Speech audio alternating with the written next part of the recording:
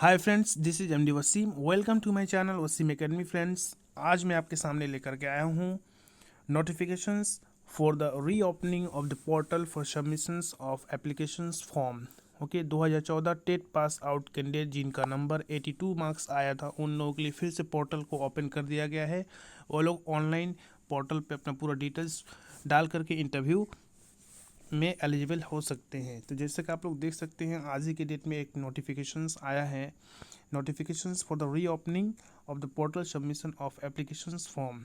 Okay, the reserves category candidates who have obtained 82 marks, okay, in TET 2014, यानी जिनका marks 82 number आया था 2014 के टेट में, जो कि हेल्ड हुआ था, जैसे कि आप लोग देख सकते हैं 11/10 यानी 11 अक्टूबर 2015 को। ओके, और डिक्लेयर कर दिया गया था कोर्ट की तरफ से 9/11/2022 को कि जिनका 82 मार्क्स आया है वो भी लोग एलिजिबल है और वो लोग इस रिक्रूटमेंट प्रोसेस में शामिल हो सकते हैं। ओके, तो यहाँ पे उन लोग का जो डेट दिया गया है, ऑनलाइन पोर्टल खोल दिया गया है और इसी दौरान वो लोग अपना फॉर्म को फिलअप कर सकते हैं। याद रखिएगा 27/3 यानी 27 मार्च 2023 से लेकर के 28 मार्च 2023 तक।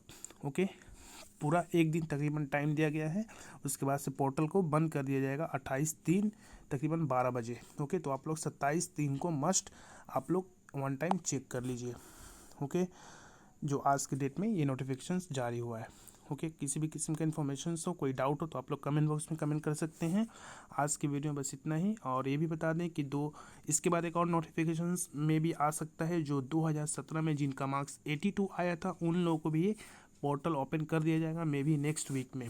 ओके, तो आप लोग जिनका 82 मार्क्स है 2017 टेट पास आउट कैंडिडेट हैं, तो उन लोगों को नेक्स्ट वीक में ऐसा नोटिफिकेशंस आएगा कि उन लोगों को भी 1 या 2 दिन टाइम मिलेगा ऑनलाइन पोर्टल पर पूरा डिटेल्स भरने के लिए। उसके बाद से वो लोग इंटरव्यू दे सकते हैं।